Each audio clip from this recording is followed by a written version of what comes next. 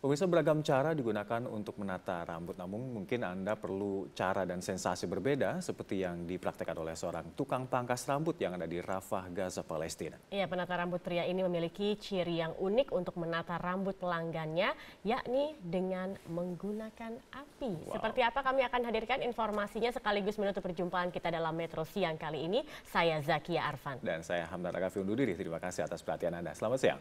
Sampai jumpa.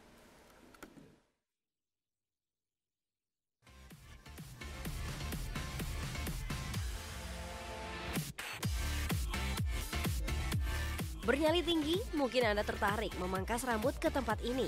Terletak di kota Rafah, Gaza, tempat ini menerapkan teknik potong rambut dengan api bagi pelanggannya. Antrian seperti ini sudah jadi pemandangan sehari-hari. Para pengunjung terkesan dengan terobosan baru menggunakan api sebagai pengganti pengering rambut. Panas dari aerosol menjadi alternatif yang tidak memerlukan listrik. Justru teknik ini efektif memperkuat rambut meski tidak permanen. الامور اللي هذه كلياتها لازم تكون لها حساب ولها يعني تكون حاططها في الحسبان في شغلك. الموضوع مش خطير زي الناس ما هي ماخذه فكره، الموضوع بسيط ولكن حذر، لازم تكون حذر وانت بتشتغل فيه. الموضوع ملوش علاقه بالحلاقه، ما بتحرقش الشعر اساسا لانه كل اللي بتتوجه النار له تتوجه للحمايات. Pelanggan Edwan tidak merasa takut dengan teknik penataan dengan api ini. تبدو مخيفة للمشاهد، ولكن فعليا متى أنا جربتها ما فيش فيها أي خطورة. بعدين أنت بتحكي عن شعب غزة، يعني عاش 3 حروب، ما ظنيتش من الصواريخ ودمار وقصف وحيخاف من توليعة في راسه. يعني سهلة جدا ومش مخيفة. Sebelum rambut ditata dengan api, dilapisi terlebih dahulu dengan krim dan bedak di rambut dan wajah klien. Sebagian besar merasa puas dengan hasil potongan Edwan. حبيت اخذ التجربة، لقيتها كويسة كتير للشعر. الحين بعرف امشط شعري على راحتي رائعة، هي في كل حاجة رائعة. الحين بقدر كيف امشط شعري واظبطه وما شعرت بأي خوف ولا أي حرارة شعري. Teknik yang digunakan Rama dan Edwan mulai ditiru pebisnis pangkas rambut di Gaza. Lewat teknik yang unik, Edwan berhasil membidik peluang yang memuaskan para pelanggannya. Presiden ke-6 Republik Indonesia Susilo Bambang Yudhoyono kembali mengunggah kicauan di akun Twitter pribadinya pasca rumahnya di kawasan Mega Kuningan, Jakarta Selatan digeruduk ratusan pengunjuk rasa. Sementara itu, Presiden Joko Widodo menyoroti dampak fenomena keterbukaan informasi di Indonesia. Salah satunya soal media sosial yang kerap disalahgunakan mengakibatkan banyak konten negatif bertebaran di sana.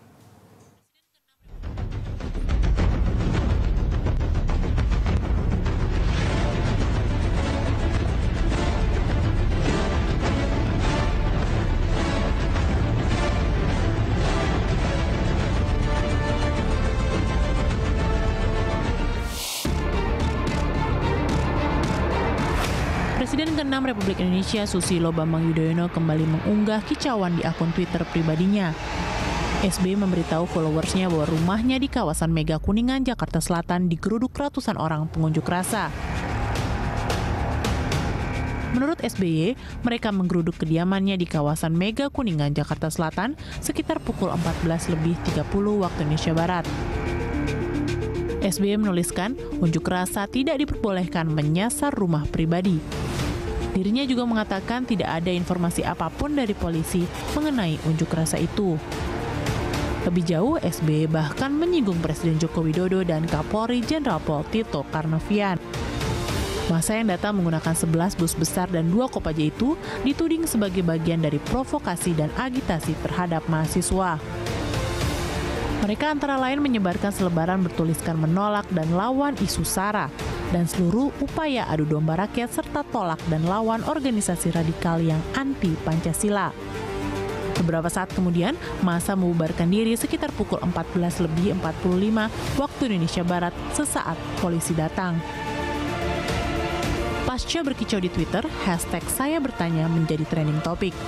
Beberapa netizen mendukung, beberapa diantaranya menyatakan wajar dan tak sedikit yang menyayangkan tulisan SBY tersebut.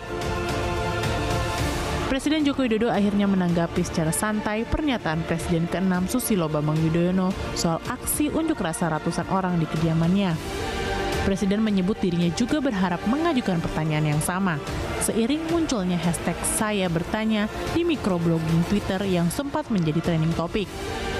Namun terlepas dari itu, Presiden Jokowi melihat persoalan bangsa lebih baik dibicarakan secara tertutup dan tidak diumbar di media sosial.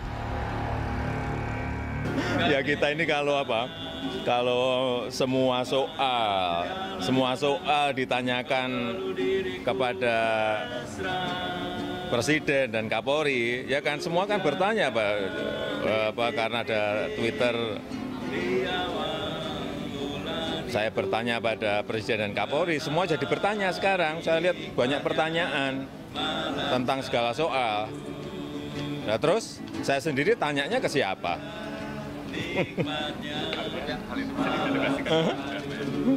Saya kira akan lebih baik lah kalau kita tadi guyonan loh ya.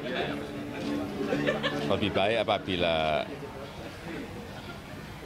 semua hal yang berkaitan dengan negara itu dirembuk, dibicarakan dalam forum tertutup. Sementara itu, Wakil Presiden Yusuf Kala menyayangkan aksi massa di depan kediaman SBY. Menurutnya, aksi tersebut merupakan perilaku tidak terpuji terhadap pemimpin bangsa. Prihatin dengan situasi itu, kita juga harus mempunyai suatu perilaku yang baik, menghormati para pemimpin, ya, dalam sesuai dengan aturannya. Kalau soal perlindungan, mantan presiden, wakil presiden itu tetap mendapat perlindungan pengawalan dari Pas Pampres. Seorang mantan itu bisa ya dikawal 60 orang. Oh iya, sesuai aturan. Pasca insiden tersebut, Kepala Staf Kepresidenan Teten Mas Duki meminta mantan Presiden Susilo Bambang Yudhoyono tidak perlu khawatir. Pasukan pengamanan presiden yang disiapkan negara mampu mengamankan semua mantan presiden beserta keluarga. Sedangkan terkait munculnya dugaan aksi unjuk rasa digerakkan pihak tertentu, pihak istana membantahnya. Tidak ada provokasi itu. Itu kan terbuka, pertemuan mahasiswanya ratusan begitu, 1000 lebih gimana. Siapa yang berani melakukan provokasi di depan umum segede gitu? Kan pidana. Hak lah, kan sampai sekarang juga mantan-mantan presiden itu dapat pengamanan kan dari pemerintah. Saya kira bukan isu itu. Jadi nggak perlu dikhawatirkan gitu ya? Ya iyalah, saya sih nggak usah dikhawatirkan karena itu kan kewajiban negara melindungi mantan-mantan presiden. Mengetahui rumah SBY digeruduk mahasiswa, Polda Metro Jaya langsung melakukan penyelidikan. Polisi menyebut aksi tersebut tidak berizin. Sejauh ini polisi belum menahan seorang pun peserta aksi. Polisi hanya menyita sebuah mobil yang berada di lokasi kejadian. Rumah Bapak SBY ya, kan 100 meter dari kediaman. Itu sesuai dengan pasal Undang-Undang Nomor 9 tahun 98 tentang penyambut pendapat sudah terlaksanakan dari pemerintah bubarkan. Karena tidak memberikan pemerintahan dari Indonesia, kita bubarkan. Kalau mobil sendiri Pak sudah diketahui Pak milik siapa Pak mobilnya? Ya nanti kalau yang punya berarti akan nyari nanti. Kita simpan di Polda. Pasca digeruduk massa, suasana kediaman SBY di kawasan Mega Kuningan, Jakarta Selatan berjalan normal. Tidak ada penjagaan ketat, hanya beberapa petugas tampak berjaga-jaga. Sebelumnya, Presiden ke-6 itu sempat mengeluhkan adanya dugaan penyadapan, seperti disebutkan tim kuasa hukum Basuki Cahayapurnama di persidangan. SBY kemudian meminta aparat penegak hukum dan Presiden Joko Widodo bersikap. SBY juga menyatakan keberatan jika disadap. Yang baik pengacara maupun Pak Ahok mengaitkan nama saya dalam persidangan tersebut. Oleh karena itulah saya ingin menyampaikan semua itu secara gamblang. Menyikapi isu penyadapan, Kapolri Jenderal Pol Tito Karnavian menegaskan kepolisian tidak melakukan penyadapan terhadap Presiden ke-6 RI Susilo Bambang Yudhoyono. Tito bahkan siap dipanggil Komisi 3 DPR terkait bergulirnya isu tersebut hingga memunculkan wacana hak angket. Yang jelas tidak ada Polri melakukan penyadapan terhadap Bapak SBY. Yang jelas tidak ada. Saya tegaskan di situ. Kalau dipanggil DPR siapa? Siapa itu? Nggak ada masalah ya. Itu nanti setelah 3 nanti memang kita akan ada rapat dengan DPR dan Komisi 3. Hubungan Joko Widodo dengan Presiden ke-6 RI Susilo Bambang Yudhoyono penuh dinamika. Meski sejak suksesi 2014 tidak pernah bertemu, mereka kerap saling sindir melalui media.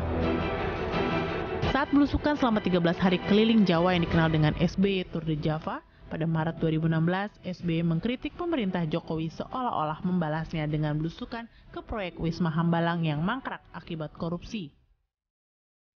Sementara pada aksi demo 4 November 2016 berujung ricuh. Presiden Joko Widodo menyatakan ada aktor politik di belakang aksi itu. SBY kemudian membuat pernyataan terkait hal itu. Dalam kesempatan lain, Presiden Joko Widodo dan SBY berbalas tanggapan tentang banyaknya isu dan hoax.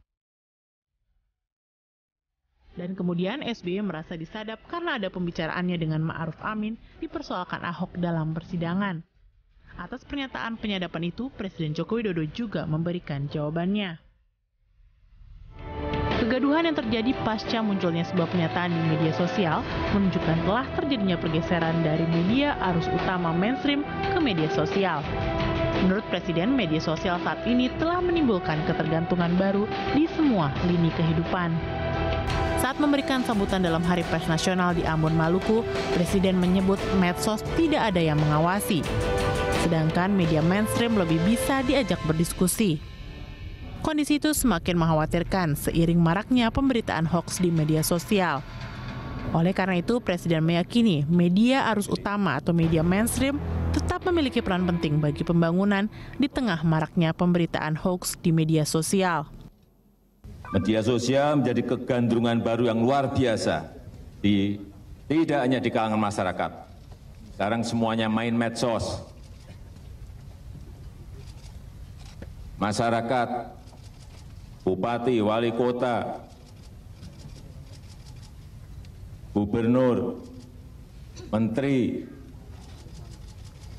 presiden, semuanya main medsos.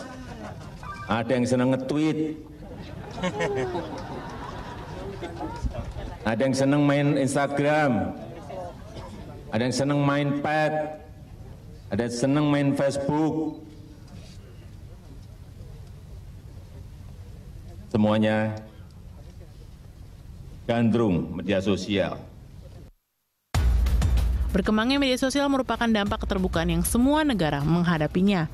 Hanya saja harapan agar media sosial tidak memberikan dampak negatif masih sulit terwujud ketika berita hoax merajalela. Namun seiring waktu, pemberitaan hoax juga akan mendewasakan bangsa Indonesia. Masyarakat akan mampu memilah berita mana yang benar atau tidak.